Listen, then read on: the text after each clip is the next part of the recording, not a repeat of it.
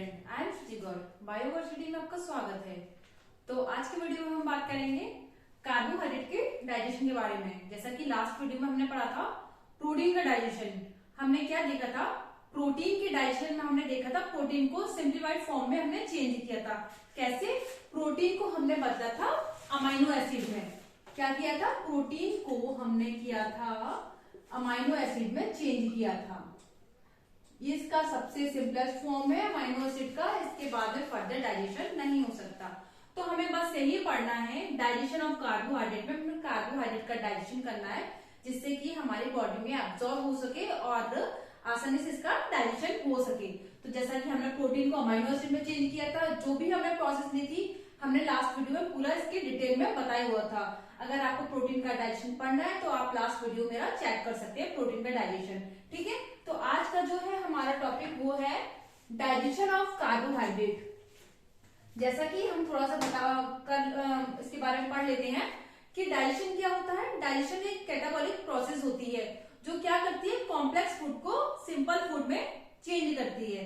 ठीक है, तो हमारा कॉम्प्लेक्स फूड क्या था? लास्ट में प्रोटीन था। हमने क्या किया था? प्रोटीन को अमाइनो एसिड में चेंज किया था। अब हमारा कॉम्प्लेक्स फूड क्या है? कार्बोहाइड्रेट। तो हमें इसे कार्बोहाइड्रेट को चेंज करना पड़ेगा इसके सिंप्लीफाइड फॉर्म में। ठीक है, एक बात और यहाँ पे बताती हूँ। जैसा कि ये हम जो फूड लेते हैं उसमें ये क्या है, ये प्रोटीन, कार्बोहाइड्रेट, फैट, ये कंपोनेंट है फूड के। बस हमें इनका डाइजेशन करना है। जो भी हम फूड इंटेक करते हैं उसमें प्रोटीन, कार्बोहाइड्रेट और ये फैट होता है, इनका हमें डाइजेशन या सिंप्लीफाइड फॉर्म में हमें चेंज करना होता है। तो आज का है हमारा कार्बोहाइड्रेट। सबसे पहले ये जानते हैं कार्बोहाइड्रेट कितने टाइप के होते हैं। ठीक है, डिटेल में इससे सारी चीजें जो भी मैं समझाऊंगी आपको डिटेल में अच्छे से समझ में आएंगी। तो सबसे पढ़ते हैं कार्बोहाइड्रेट कितने प्रकार के होते हैं। कार्बोहाइड्रेट होता है, पहला होता है मोनोसेकेराइड। मोनोसेकेराइड, सेकेराइड की स्पेलिंग तो कभी भी सही होगी। मोनोसेकेराइड, इसमें हमारा आता है मोनोसेकेराइड में ग्लूकोज आता है, फ्रक्टोज आता है। क्या आता है? Glucose and fructose. इन सारी चीजों को हमें दिमाग में रखना है क्योंकि जो भी हम डाइजेशन पढ़ेंगे अभी कार्बोहाइड्रेट का, उसमें ये सारी चीजें हमें ध्यान रखनी है कि मोनोसेकेराइड कौन सा है, डाइसेकेराइड कौन सा, हमें कंफ्यूज नहीं होना है। सेकेंड है हमारा, second number carbohydrate disaccharide. Disaccharide, दो पहले लिखिए सेकेराइड की, जो भी सही हो। डाइसेकेराइड में आएगा हमारा लैक्टोज आ जाएगा, दूसरे लिख देते हैं, लैक्टोज आएगा और आ जाएगा हमारा सुक्रोज आ जाएगा। ठीक है, और थर्ड टाइप का है, थर्ड टाइप का है हमारा पॉलीसेकेराइड।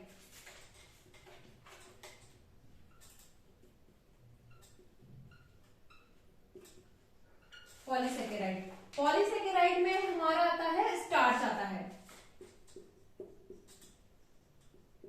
स्टार्च। और फोर्थ टाइप का है हमारा ओलिगोसेकेराइड।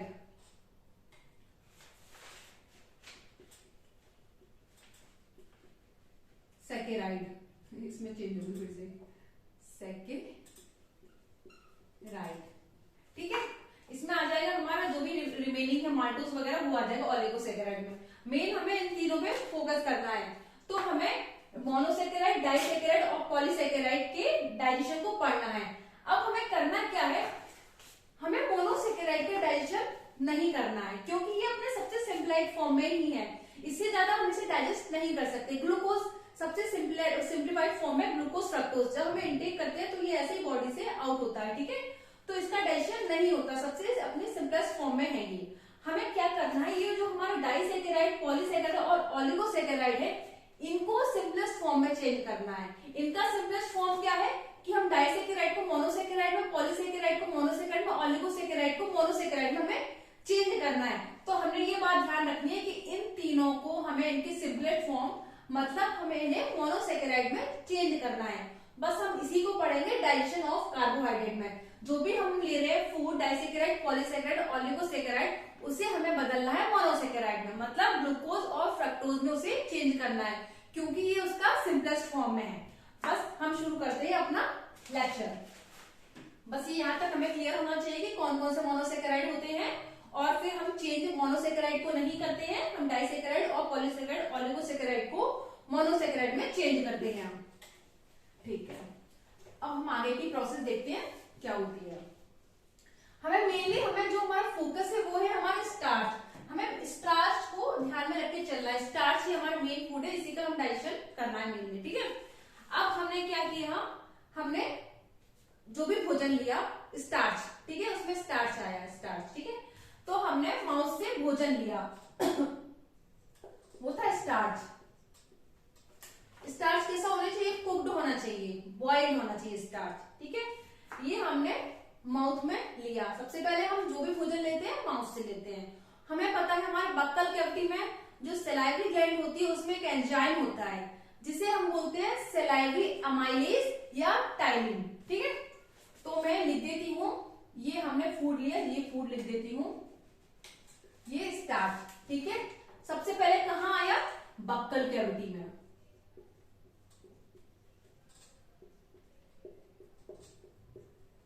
ठीक है, अब क्या हुआ, बक्कल कैविटी में क्या प्रेजेंट है हमारा, सलाइवरी एमाइलेज और टाइलिन। सलाइवरी एमाइलेज और टाइलिन। ठीक है, और इसका जो मीडियम है वो न्यूट्रल है। ठीक है, 6 से 7 का पीएच है। जो भी हमारा डाइजेशन करना होता है न्यूट्रल पे ही करना चाहिए, एल्कलाइन मीडियम पे ही होता है। आगे हम इसे पढ़ेंगे क्या है। ठीक है, बस हमें याद रखना है बक्कल कैविटी का जो पीएच है वो है 6 से 7 की रेंज में है पीएच, जो कि न्यूट्रल है, डाइजेशन के लिए परफेक्ट है पीएच। ठीक है, तो अब हमारे बक्कल कैविटी में क्या पाया जा रहा है, सलाइवरी एमाइलेज और टाइलिन एंजाइम पाया जा रहा है। इसे हम बोलते हैं सलाइवरी एमाइलेज बोल सकते हैं या अल्फा एमाइलेज भी बोल सकते हैं। दो नाम है, सलाइवरी एमाइलेज और अल्फा एमाइलेज। कहां पाया जा रहा है, बक्कल कैविटी। बिल्कुल ध्यान से समझना, आज चीजें क्लियर तरीके से समझ में आएंगी। अब हुआ क्या, बक्कल कैविटी में फूड आया, स्टार्च आया। अब ये एंजाइम क्या करेंगे, सलाइवरी एमाइलेज और टाइलिन इसे स्टार्च को किस में चेंज करेंगे, माल्टोज में चेंज करेंगे। कहां लिख देती हूं, मैं यही लिख देती हूं, चेंज करेंगे माल्टोज में और ट्राइमाल्टोज में। माल्टोज में, ट्राइमाल्टोज में, माल्टोज में और अल्फा डेक्स्ट्रिन्स में। मेनली सबसे ज्यादा जो चेंज करेंगे बनेगा वो माल्टोज बनेगा। ये बहुत कम रेशियो बनेगा तो हमें माल्टोज ज्यादा मिलेगा। और लेकिन ये डाइजेशन हमारा कितना होगा, 30 to 50%। ठीक है, मतलब बक्कल कैविटी में फूड आया, स्टार्च चेंज हुआ, हमें ध्यान रखना है माल्टोज में। किसके द्वारा, सलाइवरी एमाइलेज के द्वारा और टाइलिन के द्वारा माल्टोज में चेंज हुआ। लेकिन बक्कल कैविटी में जो डाइजेशन हुआ है केवल 30 to 50% हुआ है, पूरा नहीं हुआ। एक चीज मैं यहाँ पर नोट करवाना चाहूंगी कि जो मैंने प्रोटीन का डाइजेशन पढ़ाया था तो मैंने बताया था वहां प्रोटीन का डाइजेशन कहां से शुरू हुआ था, स्टमक से।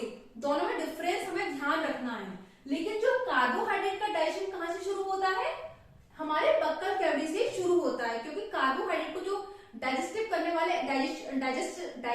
वाले जो एंजाइम है वो हमारे बक्कल कैविटी में प्रेजेंट है। कौन है, सलाइवरी एमाइलेज और टाइलिन। लेकिन प्रोटीन को डाइजेस्ट करने के लिए हमारे बक्कल कैविटी में कोई भी एंजाइम नहीं पाया जाता, इसलिए प्रोटीन का डाइजेशन हमारे स्टमक से स्टार्ट होता है और इंटेस्टाइन पे फाइनल डाइजेशन होता है। बस हमें ये डिफरेंस इसमें अपने माइंड में क्लियर रखना है। कभी कभी क्वेश्चन पूछ लिया जाता है कि कार्बोहाइड्रेट का डाइजेशन कहां से शुरू होता है और प्रोटीन का डाइजेशन कहां से शुरू होता है।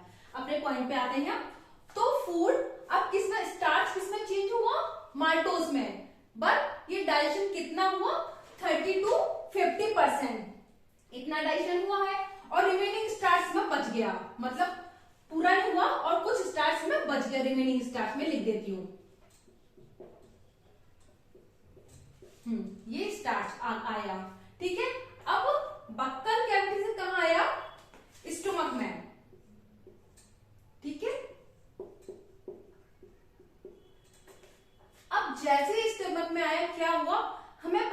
स्टमक का जो मीडियम है बहुत ही एसिडिक है, उसमें कौन सा स्टमक में पाया जाता है, क्या पाया जाता है, HCl, हाइड्रोक्लोरिक अम्ल, जो कि इसको जो भोजन होता है उसे एसिडिक बना देता है, तो यहाँ पर डाइजेशन नहीं हो पाता। हमें ध्यान रखना है स्टमक में नो डाइजेशन। क्यों? एक तो इसका मीडियम जो बहुत ही एसिडिक होता है, दो चीजें हैं, और इसमें कोई भी डाइजेस्टिव एंजाइम नहीं होते जो कि इसका डाइजेशन कर सके। ठीक है, no digestive enzyme, no digestion and no digestive enzyme. ठीक है, इस पॉइंट को हमें यहां याद रखना है, स्टमक में कोई डाइजेशन नहीं होता। लेकिन एक बात ध्यान रखनी हमें, जैसे ही ये फूड स्टमक में आता है वैसे ही क्या होता है, ये सैलाइवरी एमाइलेज काम करना बंद कर देता है। ठीक है, क्यों? क्योंकि यहाँ का मीडियम बहुत ही एसिडिक है, तो ये जो HCl है वो फूड में मिक्स हो जाता है और ये काम करना बंद कर देता है। तभी हम बोलते हैं कि फूड को चबा चबा कर खाना चाहिए। हम जितना चबाएंगे फूड को उतना उसका सरफेस एरिया बढ़ेगा, और ये जो एंजाइम है सैलाइवरी एमाइलेज या अल्फा एमाइलेज, इसे काम करने का बक्कल कैविटी में मौका ज्यादा मिलेगा, भोजन बक्कल कैविटी में ज्यादा से ज्यादा डाइजेस्ट हो सकता है।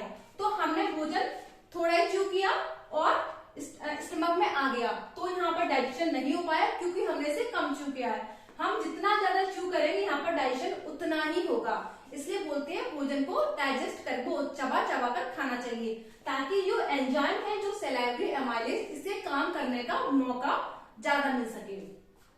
अब आते हैं स्टमक में डाइजेशन नहीं हुआ। ठीक है, अब स्टमक से आते हैं हम अपने ड्यूडेनम वाले पार्ट में। हमें पता है ड्यूडेनम किसका भाग है, स्मॉल इंटेस्टाइन का। स्मॉल इंटेस्टाइन के 3 पार्ट थे, ड्यूडेनम था, इलियम था और जेजुनम था। तो सबसे पहले फूड कहाँ पे आया, ये जो फूड था, ठीक है, रिमेनिंग स्टार्च था, कहां पर आया, ड्यूडेनम में आया। अब ड्यूडेनम में दो जो जूस है वो सीक्रेट हो रही है, हम बोल सकते हैं एंजाइम सीक्रेट हो रहा है, ये ड्यूडेनम है हमारा। तो चेंज करती हूं, ड्यूडेनम में आ रहा है बाइल जूस, जो किसमें प्रेजेंट है, लिवर में। जब हम स्ट्रक्चर पढ़ रहे थे तो हमने देखा था कि जो ड्यूडेनम वाला पोर्शन है, जैसे ऐसा ड्यूडेनम, तो इसमें क्या क्या, ऊपर से बाइल जूस आ रहा था लिवर से, और यहाँ से जो पैनक्रियास था, पैनक्रियास से पैनक्रिएटिक जूस आ रहा था। ये दोनों कहाँ मिल रहे थे, ड्यूडेनम वाले भाग में। ऊपर से बाइल जूस आएगा और यहाँ से पैनक्रिएटिक जूस आएगा। ठीक है, बस इसी को हमें नोट करना है, क्योंकि ड्यूडेनम में दोनों ही आके मिल जाते हैं, इसलिए ड्यूडेनम में डाइजेशन होगा, क्योंकि बाइल जूस भी मिल रहा है और पैनक्रिएटिक जूस भी आकर मिल रहा है, पैनक्रिएटिक जूस। ठीक है, तो ये क्या करेंगे, जो यहाँ पर मीडियम एसिडिक हो गया था इसे ये एल्कलाइन बना देंगे। कौन, बाइल जूस और पैनक्रिएटिक जूस, इसे ये क्या बना देंगे, एल्कलाइन बना देंगे। इसे हम बोलते हैं पैनक्रिएटिक एमाइलेज भी बोल सकते हैं। पैनक्रिएटिक जूस में जो एंजाइम पाया जाता है इसे हम पैनक्रिएटिक एमाइलेज भी बोलते हैं। ठीक है, अब क्या करेगा, ये बाइल जूस और पैनक्रिएटिक जूस, यहाँ पर रिमेनिंग स्टार्च था, स्टमक में कोई काम नहीं हुआ, तो यही रिमेनिंग स्टार्च यहाँ पर आएगा।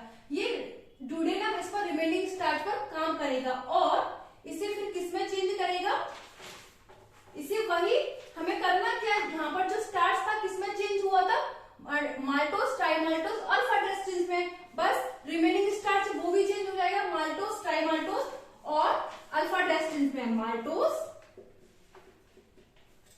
ट्राइमाल्टोस और अल्फा डेस्टिन्स में। ठीक है, तो ये इसमें चेंज हो गया। अब ये इसमें चेंज हो गया तो इसमें ना, ये जो ड्यूडेनम वाले पार्ट में, इसमें क्या होता है, माल्टोस के लिए माल्टेस एंजाइम पाया जाता है। इसे कहां लिख दूं मैं,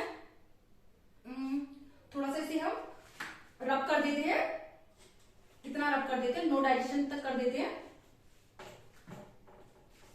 ड्यूडेनम वाले पार्ट में माल्टोस के लिए पाया जाता है माल्टेस,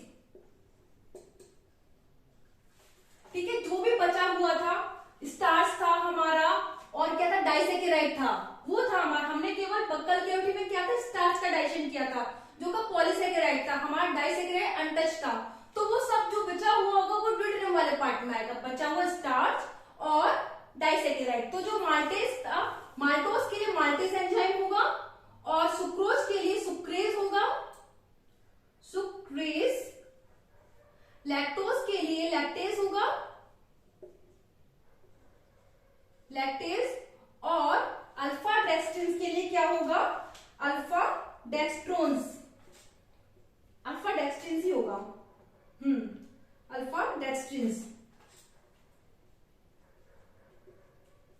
ठीक है, हमें ये समझना है कि बक्कल कैविटी में क्या हुआ, 30 to 50% डाइजेशन हुआ।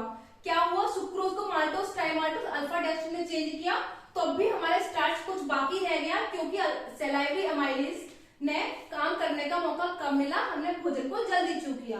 भोजन आया हमारा स्टमक में, स्टमक में था HCl, एसिडिक मीडियम था, कोई डाइजेशन नहीं हुआ। अब ये फूड आया हमारा ड्यूडेनम में, ड्यूडेनम में क्या था, बाइल जूस भी आके मिल रहा है और पेनक्रेटिक जूस भी आकर मिल रहा है। ये दोनों क्या कर रहे हैं, जो मीडियम था एसिडिक था उसे इन्होंने एल्कलाइन बना दिया, और जो हमारा रिमेनिंग स्टार्च था ये वाला, इसको इन्होंने चेंज कर दिया माल्टोज में, ट्राइमाल्टोज में और अल्फा डेक्स्ट्रिन्स में। ठीक है, यहाँ चेंज कर दिया।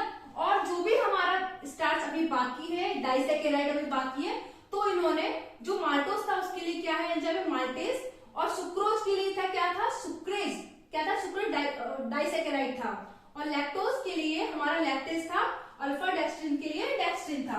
तो ये माल्टेज किसमें चेंज हो जाएगा, माल्टोज में। माल्टोज के लिए वर्क किया माल्टेज ने, ये माल्टोज के लिए माल्टेज एंजाइम, सुक्रोज के लिए सुक्रेज एंजाइम, और लैक्टोज को डाइजेस्ट करने के लिए लैक्टेज एंजाइम ड्यूडेनम वाले पार्ट में पाया जा रहा है। तो इन सब के लिए किसमें पाया जा रहा है, ड्यूडेनम में। अब ये जो माल्टोज है, यहां पर मैं लिख देती हूं, माल्टेज क्या करेगा, माल्टोज पर वर्क करेगा,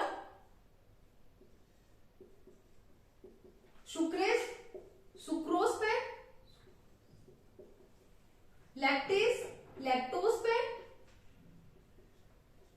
अल्फा डेक्स्ट्रिन्स पे। ठीक है, ये इस पे इन एंजाइम ने, ये एंजाइम्स है हमारे सारे, तो कौन है ये एंजाइम, इन्होंने इन पर वर्क किया, माल्टोज, सुक्रोज, लैक्टोज और डेक्स्ट्रिन्स पर। अब ये क्या करेंगे, माल्टोज किस पे चेंज हो जाएगा, ग्लूकोज प्लस फ्रक्टोज में, ग्लूकोज प्लस ग्लूकोज में। ठीक है, इन एंजाइम ने क्या किया, माल्टोज को ग्लूकोज प्लस ग्लूकोज में तोड़ दिया, सुक्रोज को ग्लूकोज प्लस फ्रक्टोज में चेंज किया,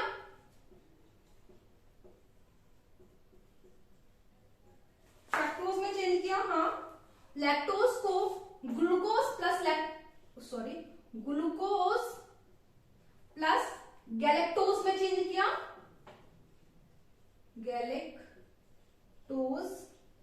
और अल्फा डेक्स्ट्रिन्स को ग्लूकोज के एन मॉलिक्यूल, मतलब काफी सारे ग्लूकोज के मॉलिक्यूल बन गए, ये मैं एन मॉलिक्यूल बना देती हूँ यहाँ पर। तो यहाँ पर हो गया डाइजेशन, क्योंकि हमारा सिंपलेस्ट फॉर्म मोनोसेकेराइड यहाँ पर एंड में प्राप्त हो गए। तो ये हो गया हमारे कार्बोहाइड्रेट का डाइजेशन। एक बार मैं शुरू से रिपीट कर देती हूँ। हाँ, डाइजेशन ऑफ कार्बोहाइड्रेट पढ़ रहे थे, इसमें क्या हुआ, जैसे हमारा जो फूड है वो आया बक्कल कैविटी में, उसमें हमने फोकस किया है किस पर, स्टार्च पर। स्टार्च क्या है, पॉलीसेकेराइड, इस पर हमारा स्टार्च आया जो कि भोजन में प्रेजेंट था, बक्कल कैविटी में आया। बक्कल कैविटी में एंजाइम था जो कि स्टार्च को डाइजेस्ट कर सके, वो था हमारा सेलाइवरी अमाइलेज या टाइलिन एंजाइम। लेकिन जब हम प्रोटीन पढ़ रहे थे तो उसमें बक्कल कैविटी के लिए कोई भी एंजाइम, प्रोटीन को डाइजेस्ट करने के लिए कोई भी एंजाइम बक्कल कैविटी में प्रेजेंट नहीं था। तो बक्कल कैविटी में सेलाइवरी अमाइलेज और टाइलिन एंजाइम पाया जा रहा है, जो कि बदल रहा है स्टार्च को।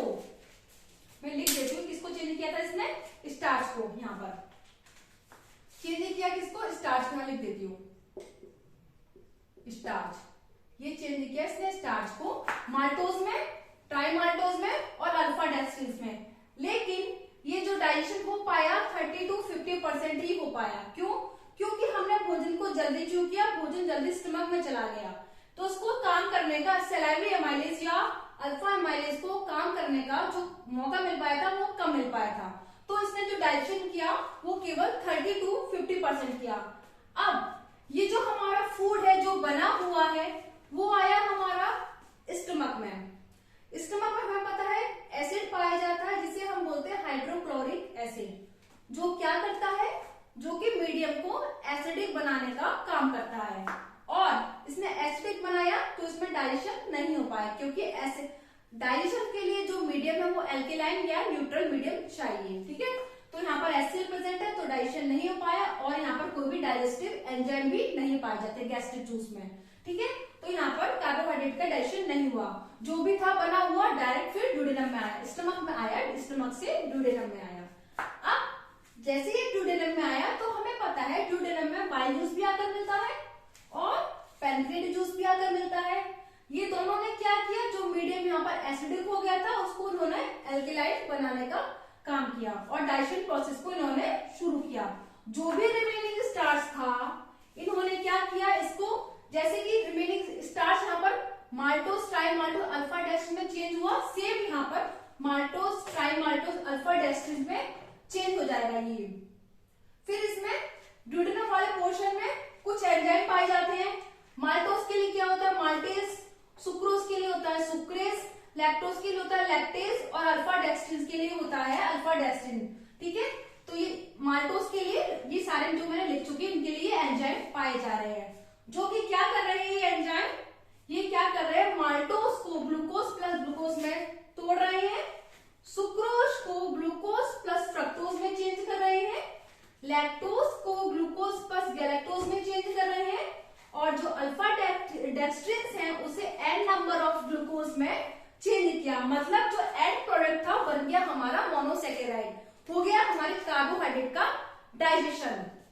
ठीक है, तो ये है हमारे कार्बोहाइड्रेट का डाइजेशन, जो कि शुरू कहां से हो गया, बक्कल कैविटी से, और खत्म हो गया हमारे ड्यूडेनम वाले पार्ट में। ठीक है, ड्यूडेनम वाले पार्ट में डाइजेस्ट हो गया। अब जो भी डाइजेस्टिव फूड होगा इंटेस्टाइन की वॉल के द्वारा जो फिंगर लाइक स्ट्रक्चर पाई जा रही है उनके द्वारा ये एब्जॉर्ब कर लिया जाएगा। सबसे सिंपलेस्ट फॉर्म है मोनोसेकेराइड, इसके आगे फर्दर डाइजेशन नहीं होगा। इसलिए जो भी हम ग्लूकोज इंटेक करते हैं उसका डाइजेशन नहीं होता, क्योंकि वो मोनोसेकेराइड होता है। डाइजेशन होता है डाइसेकेराइड, पॉलीसेकेराइड और ओलिगोसेकेराइड का। तो ये था हमारा कार्बोहाइड्रेट का डाइजेशन। आई होप आपको ये पूरा वीडियो अच्छे से समझ में आया होगा। अगर इसमें कहीं भी कोई भी डिफिकल्टीज हो प्लीज कमेंट बॉक्स में कमेंट करके बताइए। तो अगर आपको ये वीडियो अच्छा लगता है तो please like share and subscribe कीजिए। Thank you.